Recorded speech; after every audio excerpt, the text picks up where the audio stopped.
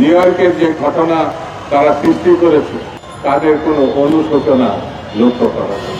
তারা কখনো বাংলাদেশে যে অপকর্ম করেছে, বাংলাদেশে যে গণহত্যা চালিয়েছে, বাংলাদেশে যে নৃশংসতা চালিয়েছে, বাংলাদেশে যে সীমাহীন দুর্নীতি করেছে, এই ব্যাপারে তাকে কোন রকম অনুশোচনা তাদের নাই।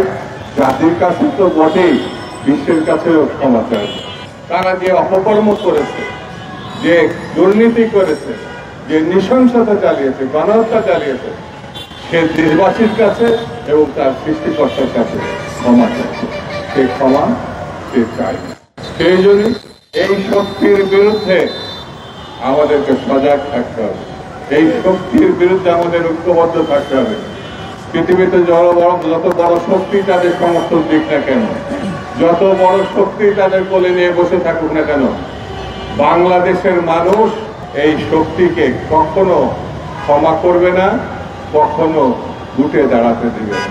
আমরা এই অপশক্তিকে রোধ করে, প্রতিরোধ করে বাংলাদেশের গণতন্ত্র প্রতিষ্ঠার পথকে সুগম করব। আমরা মনে করি বাংলাদেশকে অবশ্যই গণতন্ত্রের পথে এগিয়ে যেতে হবে। কোনো অবস্থায় যেন ফেব্রুয়ারি মাস পার হয়ে না যায়। নির্বাচন অতি অবশ্যই ফেব্রুয়ারি মাসের মধ্যে হতে হবে।